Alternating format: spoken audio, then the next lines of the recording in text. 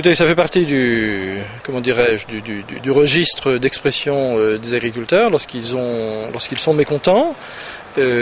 Personnellement, je préférerais des manifestations plus pacifiques parce qu'on arrive, je pense, à des résultats meilleurs dans le consensus et la sérénité. Mais bon, ça fait partie de l'ordre ou du désordre des choses, comme vous voulez. Sur le fond du problème, ce qui aujourd'hui inquiète les agriculteurs, c'est d'une part les augmentations récentes du prix de l'eau pratiquée par la Saphir, qui est un producteur d'eau brute, c'est-à-dire un grossiste en eau. Et elle apporte cette eau d'une part aux agriculteurs pour les besoins d'irrigation, d'autre part aux communes pour les besoins des populations humaines et également aux industries.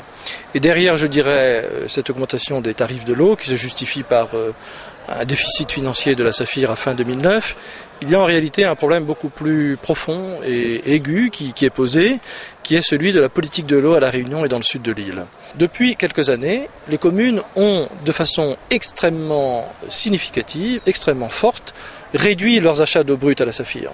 De ce fait, l'entreprise se trouve déséquilibrée et les augmentations du prix de l'eau que doivent supporter les agriculteurs se trouvent elles-mêmes considérablement alourdies.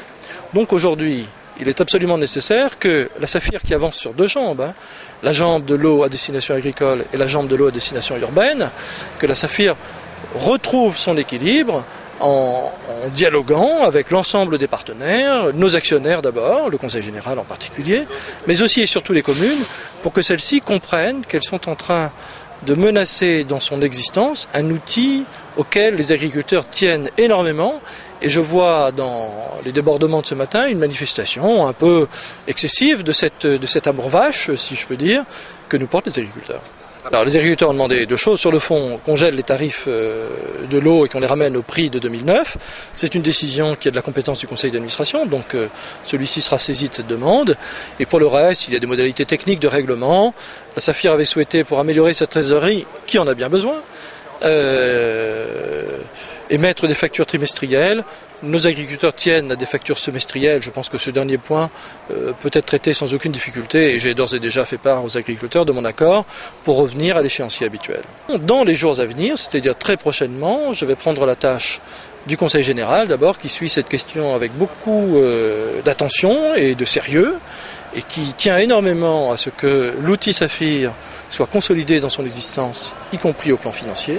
Je vais prendre la tâche des communes et les inviter à un tour de table qui, d'une part, expose la réalité des dangers qui pèsent aujourd'hui sur le développement économique du Sud, parce qu'il ne faut pas s'y tromper, la Saphir est un outil au service de l'aménagement du territoire, aussi bien agricole qu'urbain.